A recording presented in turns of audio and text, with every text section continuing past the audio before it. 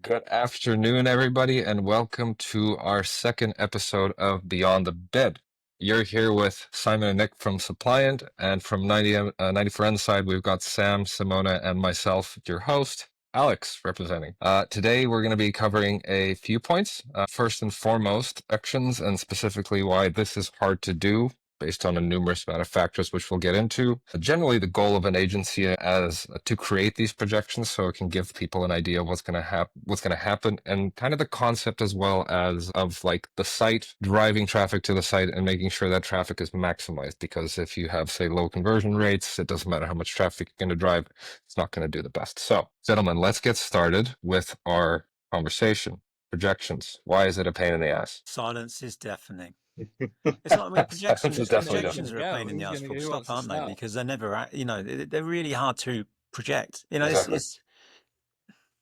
I was saying earlier, it's really targets and projections and forecasts always get mixed up in the same, in the same bucket, and really targets are aspirational, forecasts are more accurate and realistic. And the problem is when, we want to work with data and to be able to provide accurate forecasts based on year improvements, macro effects, some of the changes to the site, conversion rates, all that sort of thing, and to be able to accurately forecast each month as it happens based on what that demand looks like, rather than this linear line that's often set to say that we need to meet these growth targets over the course of 12 months. And I think it's about managing customer expectations, and it's not that the customer is unreasonable a lot of the time. It's about educating them on some of these things, but equally not teaching them to suck eggs, because they're equally, a lot of them, extremely competent in what they do. But it's trying to get, I think it's alignment. And I think that would be a good thing to talk about. That is something that is probably the most important thing in working together. And I think rather than this client-supplier relationship, often where it's it's at a distance, an arm's length, in terms of we'll tell each other things that we want to need to know. It's about actually being really connected as a team, as if we're working with you, and we need to know what's going on, warts and all, and we can be honest with each other. It's just allowing us to be really embedded into the business, to be fair. I picked up on a key word there, which was the education word. And again, it's not like to teach them suck eggs, like you say, because they are very competent people, but it's also making them understand the system, like hypothetically, let's say Google Ads, where there is a lot of internal and external factors that are at play. Sorry, Sam, I was just going to say, you're real quiet, mate. I don't know if there's any way of changing that up, but, we can hear you just about, but it's a little bit quiet. Is that better? That's a bit better. Yeah. Just saying there's a lot of internal, external factors within the Google Ads that come into play to give a semi or fully accurate forecast. And it's educating, it's making people aware as to how we've arrived where you are, and the points of conversation, really. So yeah. So let's switch things up again. So I'm a client. I'm coming to you guys and I'm saying, hey, I did 2 million last year. I need 10% growth at least than last year. How are you going to show me? How would you go about both educating me and showing me that you can get these results? Where would you start, and why? Well, can I just say one thing? I'd ask him, what are you doing 10% differently in your business? Right? I mean, well played. That's like, okay, so here's the difficult person in the room, right? But it's a bit like back at you, isn't it? This is not like takes two to tango. Okay, well, what's the difference? What if you want 10% more? What are we doing differently? Have you reduced your prices? Have you increased your stock level? Have you increased your conversion rate in the last 12 months by this? Okay, well then, that's possible. Authenticity and honesty has to be at the root of everything we do, doesn't it? And it's like, we can't, it would be easy at the start of the year to just go, yeah, We'll get it. How? I mean, you could certainly say from our, we could say, okay, well, we could do things different in what we do in terms of a different strategic approach and agreement, but we would have to be a pivot from what we actually implemented as what we felt was best practice in the last 6-12 months anyway, right? Which would then indicate that there was a problem in that. Where would you guys analyze first? Would it be like out of stock delivery, for example? Where would be the focus? So right back to the top level for us, and it's been a strategy of ours for probably the best part of 10 years, where we look at, quite simply, the sessions conversion rate, average basket value. That produces, of course, the transactions and then revenue off the back of it. And 9 times out of 10, looking at those key factors, we can really pinpoint what the most, call it, effective strategies to employ are going to be off of sort of day one So I think you mentioned at the start of the podcast where got loads of sessions, loads of people coming through the door, but conversion rates really poor. We wouldn't for a moment suggest going to spend more on social or Google because you're just going to keep earning money. So a lot of our strategies up front would be around improving either conversion rate for new customers or what can we do around customer retention to get more repeat business. And that kind of sets the lay of the land. And from there, we can kind of go into more detail around exactly what we do. Yeah. But I think there are a lot, as Nick said, there's a lot of influencing factors in the market as well, and stock holding, simply being price competitive, especially when reselling branded products. The age-old thing with branded products, of course, is you could probably go to Amazon or eBay, just sort by the cheapest person selling it, and the box that turns up at your door, it doesn't matter who it comes from, because it might be like a wash drill or something like that. The product is the product. Exactly. I think what you said at the beginning is right. No, you look at the sessions, the conversion rate, but like add to baskets, average order value, and in some cases you wouldn't advise to drive more traffic because it's just an extra investment for no massive benefits. And maybe like you go to the website and you improve it, but the problem here is like quantifying that improvement in terms of conversion rate, right? Because for example, you know that if you go to the website and you improve a product page and you make the add to basket more prominent, you improve the conversion rate. If you review the pricing, you improve the conversion rate. If you just make some changes, you improve the conversion rate. You know it by logic. The problem is quantifying that information, right? The thing is, like, I think like there is a fair point for a client to ask. They give me a projection, and I would like to know if I invest 10,000 with you, I want to know how much I'm gonna get back. But the problem is like, okay, how do we quantify these changes? That's a real problem. It's probably not even possible, right? I'm not saying that is possible. I'm just saying, how do we go about that? Isn't it interesting? It makes me think of that, like the gambling analogy. Yeah, very quiet. Well, if I invest $400 in Tesla, what am I going to get back at the end of the year? I mean, Depends what Elon does. depends what he does, Yeah. right? That's it. And right now, that's not very. If I invest all my money on black, right, and then I'll spin the roulette, what am I going to get back? Well, what's the risk analysis? What's the difference? What are the external factors that are going to impact on that? How much of those do we have control over? But there are certainly strategies that you could say, well, if you wanted to get a 10% improvement, what are you going to do differently? And if they said, well, that's your job. Say, well, okay, one strategy could be that have you implemented something like Boardify, which would enable you to price compare your products against others, so that you're competitive. And what we've seen with implementing that, you've seen a 10% uplift. Does that sound like a strategy? It's those kind of things. I also think it's a lot of not necessarily a guessing game, but kind of like making these assumptions. So looking back for a client that we did projections in January, we got over the projections, but we did better than last year. But it's still like, because we went so granular, the subcategories in terms of what we projected were way off actuality.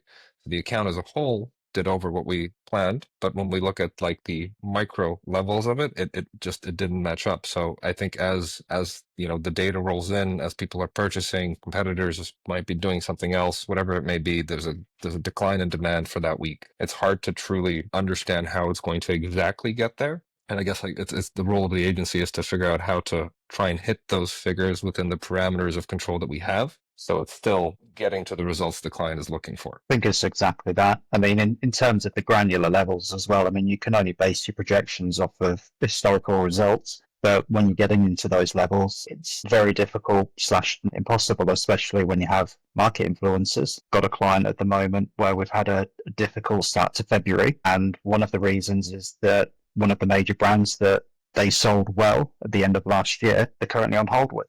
And that's immediately 45 grand off the month. So you got to find that 45 grand. Now, we didn't see that coming. How can you put that into a projection that a supplier is just going to click the fingers and stop supplying? So there's a lot to navigate in terms of achieving the top level figures, but it might be made up of a slightly different reality when you look at the granular levels. Yeah, that makes total sense. I mean, like we're saying there, it's an average assumption on back data on base metrics to get a forward number, but like you said, that still doesn't cover off stock and external wider business factors, does it, in any way? So it's really difficult, to be fair. It is. I think a lot of this comes down to in the first instance, it's a perfectly reasonable question for somebody to come to us and say, I want to see a 10% increase in the revenue from paid. That's non-contestable. That's a perfectly reasonable question. The question is how and at what cost?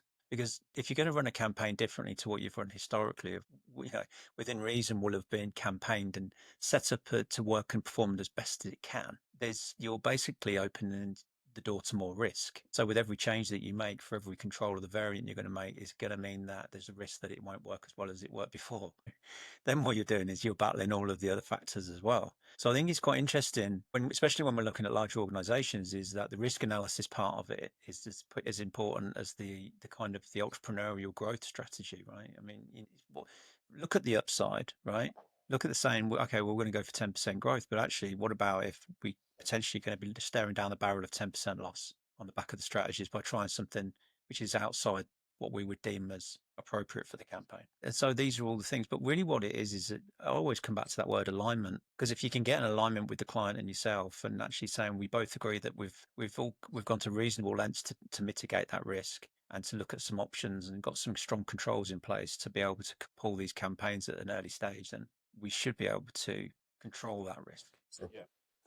It has to be. Here's the little point I've just come in my mind then, and a little bit off piece, but is it acceptable to forecast for the following year on a lower number than the previous one because you can see it coming?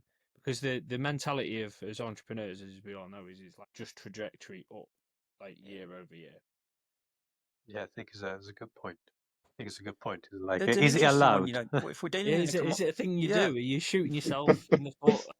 No, but it's true. Is it allowed or not? I've got an example of that, Sam. We're doing some school shoes, right? The population of the UK school population is 4.71 million in 2020, a total addressable market for school shoes in primary. And in 2028, the total addressable market for school shoes is going to be 4 million and 70 or something like that in terms of a projection. There are less people having babies. So if you want this exponential growth line and there's less children in school shoes, possible, then almost. Yeah. And that's why the business is going international. Yeah, well, you touched on a point there, though. Again, Simon, really. Again, if I'm just flipping it, if I was the business owner and someone came to my agency, came to me and said, "Look, we're just being blunt. It looks like there's going to be a downturn because of, like you just said there, Nick, an obvious thing that they maybe because they've got rose-tinted glasses on, they don't see it." Like you then said, Simon, you might be open to the conversation. All right, we need to expand into international markets. I don't know. It's just I would rather be honest and have truth and facts from both sides of that conversation, I think. Yeah, interesting. I'm going to throw a wrench into our conversation. So I want 10% growth, but we're already hitting 80% search impression share. So anything we spend more in this one channel, and it's just diminishing returns. Like there's nothing else to be had. It's become more competitive. Costs are up, and if we spend more, it's just doesn't hit the numbers that I would like for my e-commerce business to be turning over. What do we do then? Well, what does that mean exactly? I mean, what are they saying that the business is completely not viable if they don't hit their numbers? Is that? I mean, it's the truth. If the cost of acquisition is becoming so high and the gross margin isn't in the product, then yeah, you got a problem. But are we benchmarking this on attributing the spend against first purchase on a product that potentially has got some lifetime value? And you're trying to say that it has to hit these big GP points to be able to do that. I mean, because if you win a customer, if you look after the customer and you nurture the customer, then it should be that you've got a customer for life, right? But it depends on the type of product. But yeah, there are conversations. I think that's like definitely a conversation that we're having, isn't it? It's how, with new platforms coming through and offering new opportunities and people choosing to buy differently, is there a point where it becomes economic to advertise? I like this conversation today because it feels like no one really has an answer today. It's more like, okay, there are like a few possibilities. This is what the market offers right now, but hey, future is future. It's interesting you say that, though, Simone, because when we were talking a lot about healthcare, and when you're going into a consultant in healthcare or you're going to go and see a solicitor, the solicitor they can only give the knowledge and part the knowledge that they have for you to make the decision. If you've got to have an operation and it's like there is really no right way about it, but ultimately they can only give you the facts. Or for solicitors to say legally, this is your position, what do you want to do? Is we should really be in the same position. I mean, we are debating because there's lots of things you could choose to do. But are there absolute answers in all of this? I don't think so. I'm just throwing wrenches. Which is good. Which is exactly what it's all about. No, there are definitely like no nice answers, but I think we were saying earlier, right? Like best case scenario, worst case scenario, or ideal case scenario, right? Because like, okay, what would you want to do? You want to go for the best case scenario with the high risk? Probably best case scenario is just brings more risk, possibly, because it means that you have to try more. You have to try something new with more budget. And then you have like the worst case scenario, like the lowest growth potentially. Actually, lowest case, like a worst case scenario potentially could be like even that you're going down year on year, as Sam was saying. But like this in theory brings a lower risk. It's probably like this can put us in a situation of the lawyer or the lawyer, like we expose the facts. Best case scenario is this, but it's high risk. Yes. Worst case scenario is that, and it's low risk. And then we put you put together like a sample, like what is an ideal investment that you need to make, like thinking about like the factors that you can control. But it just makes it. I mean, it makes it very, very inaccurate. But a forecast is inaccurate by definition, I guess. Yes. But probably is like is more accurate in the way that you actually consult the client potentially. Just need to make sure that kind of lower projection finds the agency's fee. Talking from an agency standpoint, because there's no point putting a projection in where we're actually going to net them a loss because of our own fees. No, absolutely. You have to take that into account, of course. That's true, though, Simon. It's not really a consideration that every agency will make. And we do is that you have to have a consideration of, is this actually washing its face for the business that you're working for? And, you know, Sam, I know you've worked on the other side of the fence when it's actually you're working in the business and you're saying, if we don't sell, if we don't make these campaigns work at this margin price point, then this business is running at a loss and it's putting jobs at risk. These are real things. And I think sometimes agencies don't acknowledge that enough and they see themselves encamped in, oh, we're okay, even if the business isn't okay. And I think that's a real key point for people to know is that, you know, we have to be running these campaigns. Something like, you know, growth at all costs, you know, say the entrepreneurial mindset is growth at all costs with potentially small margins. But actually, you could find that if you're in a business where it's got a smaller addressable market or there's macro effects, is, okay, we're not going to play the growth game. We're going to play the margin game. We're going to put prices up. We know we're going to sell less, but we know we're going to be profitable. Is that okay?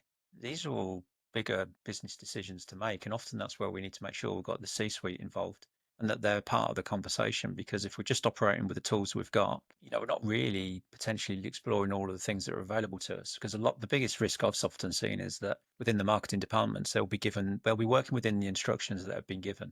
Even if those instructions are now becoming problematic, it's got to make sure you invite the business owners to the conversation if we realize that the toolkit isn't working for us.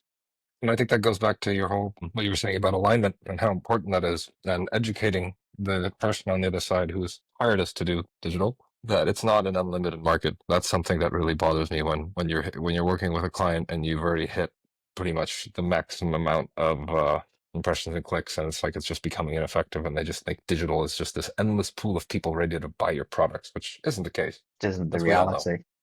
Yeah. I mean, sometimes there is the other side. I suppose if we think back to COVID and when that e-commerce was absolutely on steroids, and sometimes you'd be realizing that you're blowing the doors off and there's so much opportunity and there's so many searches being made, and the marketing manager is saying, well, this is the budget. And you're saying, yeah, but literally you get a bigger budget, we'll blow the doors off. Yeah, but that's the budget. Can we not get that changed? And it's like, sometimes it's like there's not that intent to want to go there. But it's the adaptability, questions isn't you've it, got to as be well? If you're willing to adapt for the times that you're in, I suppose. If the forecast is fantastic, then why wouldn't you invest more? Unless the strategy is, of course, for a bigger bottom line. But if you're going for growth, then make hay whilst the sun shines. It's also a very good point. Depends on your goal. Are you going for growth? Might be capability. Profitability. It's like grow my ship by 10%. It's like, cool. What do you want to focus on? Yeah, it's exactly that. I mean, in terms of the growth as well, I suppose, is where it can come from. We were talking back at the start around the forecasts. I mean, the forecasts, 9 times out of 10, they're going to cascade right down into the P&L, and that will be, you know, your resourcing forecasts and how much you're willing to spend on salaries and other areas of the business as well that the company will be able to invest in as a result of achieving those numbers. And I think just from the other side of it, from an agency perspective, and this is where I suppose being embedded is really important, is that you can start to provide advice and guidance around how to streamline internal processes. Do they have a guy at a packing bench that's manually printing off labels and stuff like that, and that's all he does all day, every day? Or can we just put an automated system in to free his time up, and then his time can be reutilized in more effective areas of the business? That's not us working. Yeah. It's in terms of like builds to migrations, platforms and things, it's always with the intention of reducing administrative burden and freeing up the guys to spend time in better positions, basically. So it's kind of both sides of the coin, I suppose. Yeah. That is kind of can be kind of problematic in a way, right? Because it's like feels like sometimes like at the consultancy, like there are no limits to the consultancy. It's like sometimes you just go way beyond what you've been hired to do, and what you're saying is just super interesting. But it's like, wow, that means like a going totally outside of the paid media world or the digital marketing world, and just embraces something that is totally new, where there are like companies that like for the consultancy, you pay them thousands and thousands just to have consultants on improving internal processes. Sometimes it feels a bit dangerous to go that way. You do have to be careful, and I think it always comes back to the target market. I mean, we're not talking about $100 million companies, with multiple territories and things like that. This is generally, I wouldn't say startups, but small to medium enterprises. And so when you're growing a business from, I don't know, even say 500K to 1.5 million or something like that, they're going to have to go through significant changes internally to be able to sustain that. And I think the other side of it as well is that when you kind of cross that bridge, I guess, and you're having those kinds of conversations, and the discussions that you're having are valued, as well as that generally you'll have the client, as Nick said, for life kind of thing, really. I completely get your point. It's dangerous to move into spaces where you're not an expert. Equally, if you operate in spaces where there's massive opportunity, you don't need to be an expert. You only need to be a 1 out of 10, and you can just say there's opportunities here. We've worked with, there's a £30 million electronics business we work with. The only reason they do e-commerce is to reduce the administrative burden of handling small orders, and it washes its face on the basis of reduction in wage cost. If you can take 4 people out of the payroll, £200,000 net profit drops to the bottom line. That is your margin. So you don't look at it in terms of, hey, we made loads more business. It's like, okay, we've actually made this business more efficient. That's an excellent way to make this business worth more. And in terms of actually increasing the asset value of this, it's when you're putting that in front of people, they love it. And it's absolutely the right thing to do. So this whole conversation started off with like, setting targets and realistic things. I guess what would be good, I'm just looking at the time now, guys, is like we can debate, right? We all debate these things. You asked the question, Alex, and companies debate. What they never do is they never leave the room making a decision. So what I'd love to think is if we were in their shoes, what would be the single takeaway that you would recommend to say that you should definitely look at this in terms of implementing this idea, taking this idea away? For me, all I just say is alignment. Get all of the stakeholders in the room, get the owners in the room, get the CFO in the room, get the marketing manager in the room. And really what we need to do is kind of reverse engineer this. We need 10% more. First question is for what? I mean, if you sat in the pub having a drink and said, 10% sounds like a nice number, or is it actually a meaningful figure? And like, what are you going to do differently as a business to make that happen? We can help you implement that change with the strategy, being changed or whatever. For me, it's about getting everybody to buy into actually saying that there is enough substance behind that to validate that it is a reasonable thing to ask. You might actually come out the back of it and say there's 20%. Yeah, But no, I was gonna just wrap up, and because I know we've had time. I guess guys, correct me if I do miss anything, but I think we're leaving this conversation all in agreement that setting targets is hard, and most importantly, alignment and understanding of goals of the client, of the agency. Are those goals realistic? And really thinking about it as a partnership, not as a, hey, you need to do this for us, because as Nick said, you're completely right. Both parties really need to be involved for you to be able to reach these kind of results, and it needs to be a conclusive and concrete conversation that at the end of the meeting, you got both parties leave and they understand the goals and targets of where they need to go to achieve those things, because there are so many other internal and external factors, competitive pricing, someone else coming into the market that wasn't there before. Maybe you've lost someone organic, that your website now loads slower, or your mobile isn't as effective as it used to be. There are so many of these factors, and trying to map it all out, I think, could be next to impossible, but at least segmenting it into sections where, hey, these are the things, or these are the levers we have to be able to move the needle in the direction that we need to, but work on it collectively together. Otherwise, I think we can all agree that it just doesn't normally go anywhere. So with that said, thank you everyone for joining us on the second episode of Beyond the Bid. See you next time in a few weeks. Well, we'll be talking about something else that is bothering us and we want to share. Thanks all. Thanks, everyone. Cheers. All right, guys. On that note, thank you so much, and see you next time.